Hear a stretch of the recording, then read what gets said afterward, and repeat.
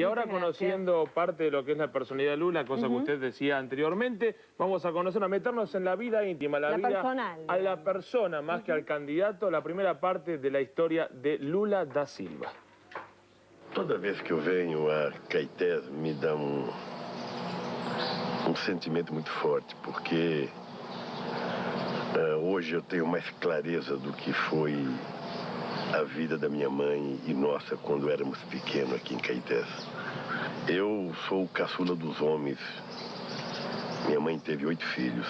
Minha mãe chamava-se Euridice Ferreira de Melo, mas a gente sempre tratava ela como Lindu. E meu pai chamava-se Aristide Inácio da Silva. Meu pai foi embora para São Paulo. Eu considero minha mãe uma heroína, por tudo que ela simbolizou para mim. Mas eu sei que um belo dia, minha mãe resolveu ir embora para São Paulo, porque a terra era pouca, ela tinha que trabalhar, meus irmãos eram pequenos e a grande surpresa foi que a minha mãe chegou em São Paulo e meu pai tinha outra mulher já casado. Hoje eu fico pensando assim, a coragem de uma mulher que tinha 8 filhos e que resolve largar do marido sem nada. Eu não reclamo da minha adolescência, não. Eu engraxava sapato de manhã, às vezes engraxava de sábado para ir para o cinema no domingo. Mas o meu maior prazer era engraxar um sapato e comprar, chegar no bar, comprar meia bengala de pão, encher de mortadela, comprar uma tubaína e tomar aquilo. Não tem, aquilo valia... Aquilo era o meu caviar, aquilo era o meu camarão. Eu achava fantástico aquilo.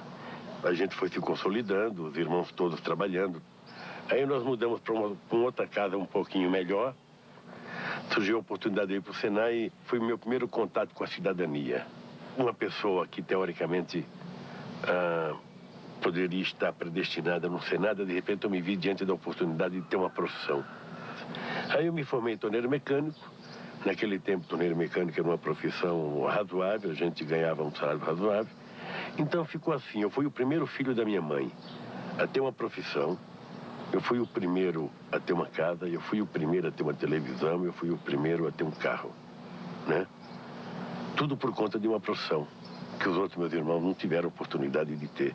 Tinha uma moça chamada María de Lourdes. Por demás interesante, ¿no? Y agradecemos muchísimo a Eduardo Metzger, productor del programa Desayuno, y todo su equipo de producción por habernos brindado este material. Después vamos a pasar a otra parte que tiene que ver con la vida personal de Lula da Silva, que hoy está asumiendo como presidente de los brasileños.